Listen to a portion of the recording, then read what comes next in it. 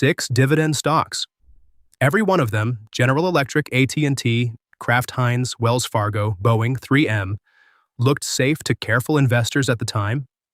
Everyone cut, paused, or froze its dividend in the last 10 years. Across the 6, shareholders lost over $40 billion in dividend income. 2 of those stocks were in my old portfolio. I lost real money on both. So I sat down and wrote out a 4-rule test. And now I run it on every stock before I buy, not after. The same test would have flagged every name on this wall long before the cut hit. It's called the Main Street test. 4 rules I don't skip. Rule 1 alone takes 3/4 of the dividend payers in the index off the table. Quick disclaimer first, this is not investment advice and it's not tax advice for your situation. Talk to a qualified accountant or financial advisor before you buy anything. The test I'm about to walk you through is the one I use for my own portfolio. On the record, every position. Here's a pattern I've watched play out over and over with dividend stocks. A household brand name shows up on a screener at a double-digit yield, 8%, 10, sometimes 12. The S&P 500 yields about 1.3, so any of those is 6, 8, 9 times the index. The story is tempting. Decades on the market, decades of consecutive raises, the kind of name that whispers safe income. But when you actually look at the cover ratio, the company is earning almost no margin over the dividend it pays out. There's no cushion. The math is on the page months before the cut announcement lands. Anyone running a calculator would see it coming. And then, sure enough, the cut hits.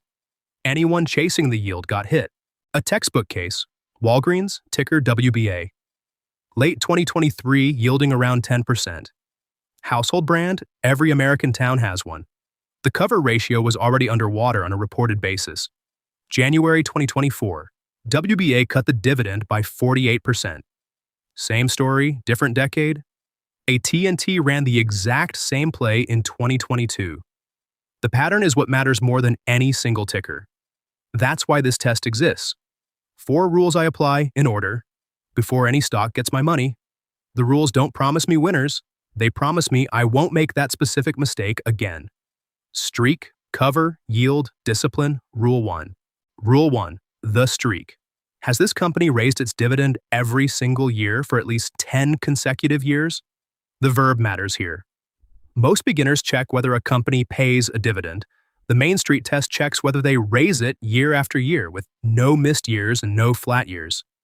This bar, you'll see it on every dividend stock I cover. 1 segment per year of consecutive raises. The vertical line at year 10 is the threshold. Right of it, pass. Left of it, fail. Here's Procter & Gamble. 70 consecutive years of raises. They declared the 70th this past April.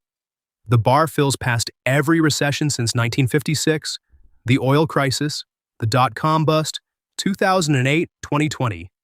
P&G raised through all of them. 70 segments wide. The stamp lands, Rule 1, pass. Compare that to Meta. Started paying its first dividend in 2024, so that's 2 years on the bar. Excellent business. Probably an institution one day, but Rule 1 fails until 2034, assuming they keep raising every year between now and then. Same story with Alphabet. Same with Salesforce. Not bad stocks, just not Main Street test stocks yet. Why 10 years? Because a decade catches a recession. If a company can raise its dividend continuously through a downturn, that's not luck. That's a discipline you can build a portfolio on. And Rule 1 alone knocks out roughly 3/4 of U.S. dividend payers, just from asking the first question on the test. Rule 2, the cover. This is the one most people never check, and it's the rule that catches every yield trap. Walgreens last year, AT&T 2 years before. And every household name that promised safe income while the math was telling you otherwise. Same idea, different shape. The gauge. 3 zones. Red below 1. Danger. The company is paying out more than it earns. Yellow between 1 and 1.3. Caution, no margin. Green above 1.3. Safe. At least a 30% cushion. The number is earnings divided by dividend. If a company earns $100 per share and pays $100 in dividends, that's 1.0. Zero margin.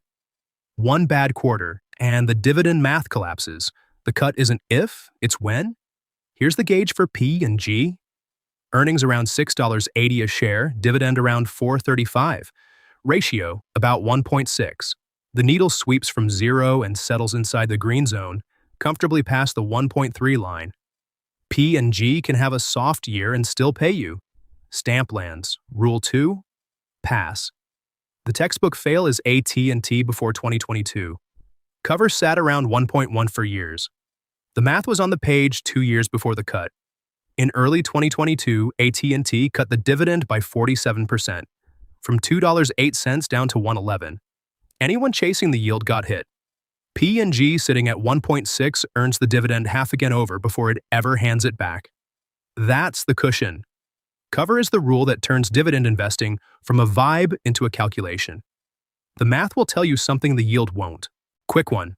If you want to see real stocks put through the Main Street test, every rule, every verdict, nothing hidden, hit subscribe. I'm building this portfolio from zero in public, $300 a month, and every position has to earn its place on the record. Subscribe and follow the journey. Back to the rules. Rule 3, the yield band. The dividend has to fall between 2 and 7%. Why 2 and 7? Below 2, the dividend's too small to be the reason you own the stock. You're really buying for capital appreciation. Above 7, the market is usually pricing in a cut nobody's announced yet. Both bounds matter. The graphic shows a horizontal band, green between 2 and 7, red shoulders on either side. The marker is the stock's current yield. It drops in and lands somewhere on the band. Watch the marker land. P&G yields right around 3%. Comfortably inside the band, in the sweet spot. Stamp lands, pass. Below 2%, you're not buying for dividends. You're buying for capital appreciation. That's growth investing, completely different game. Apple yields about 0.5%. Microsoft, under 1. Visa, under 1.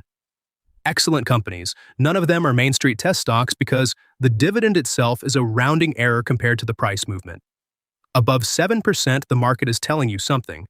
The yield is high because the price has fallen, and the price has fallen because somebody who checked the cover ratio walked away first. By the time you see 8, 9, 10% yields, the cut has usually been priced in already. The exceptions exist. But more than half the time, the market is right. Walgreens at 10% last year, and the market knew. Coke yields around 3, J&J a little over 2. Realty income around 5, all inside the band. Outside the band, you're either growth investing on the low end or catching a falling knife on the high end. The 2 to 7 range is where actual dividend stocks live. Rule 4, the discipline test. Has this company actually treated the dividend as a commitment or as a discretionary expense? No cut in the last 5 years, no freeze in the last 3. Look at the strip. 10 years of dividend events, 1 marker per year. Green up arrow is a raise. The number beside it is the size of the raise. Yellow dot would be a hold or freeze. Gold padlock would be a multi-year freeze. Red down arrow would be a cut. The first 3 you'll see often. The last 2 you really don't want to see. For P&G, 10 years, 10 raises. Most of them between 4 and 6%. The latest a bit lighter at 3, but every single one a raise. Strip is all green up arrows. Stamp lands, pass. The cleanest recent test we have is 2020. REITs, Real Estate Investment Trust, and energy companies were under enormous pressure. Many cut, some froze. The ones that kept raising were sending a signal. We will protect this dividend even when the market thinks we shouldn't. Coke raised. J&J raised. Realty Income, the rare REIT that didn't blink, raised every single month through 2020. P&G raised. McDonald's raised. Then there's Boeing, paused entirely in 2020, still paused 6 years later. 3M reset the dividend in 2024 after a corporate spinoff. A T&T cut in 2022. Excellent businesses, all of them. But the discipline isn't proven yet. 5 years catches a full recessionary cycle. 3 years means the dividend hasn't gone stale. Together, they catch the companies that are actively committed to the dividend, not just paying it out of inertia. Rule 4 is what separates the businesses that pay a dividend from the institutions that protect one. It's the last thing I check before I commit $1. Okay, let me put the analyst hat on for 1 minute. Watch what happens when you actually apply these 4 rules to the S&P 500. Start with 500 companies. Apply Rule 1, at least 10 years of consecutive raises. The list narrows to about 300. Apply Rule 2. Cover at least 1.3 times. Down to 200. Apply Rule 3 higher. Yield between 2 and 7%. Drop the growth stocks at the low end, drop the yield traps at the high end. The list drops to around 120. Apply Rule 4. No cut in 5 years, no freeze in 3. Final number lands around 30 companies out of 500. That's 6% of the index. The names that survive? Coke, J&J, P&G, McDonald's, Walmart, Realty Income, PepsiCo, Lockheed Martin, Target, Chubb, ADP, boring companies. Predictable products. Decades of discipline. These are the candidates for a Main Street investor's portfolio. The famous dividend names that fail are honestly more interesting. Apple fails Rule 3. Meta fails Rules 1 and 3. AT&T pre-2022 failed 2, 3, and 4. Boeing fails 4. 3M fails 4. Each failure tells you something specific about that company. Here's the thing the test gives you, and the thing it doesn't. It doesn't tell you which stock to buy, it tells you which 30 are even worth looking at. The other 470 are not. Here's what this test gives you that nothing else does. Accountability.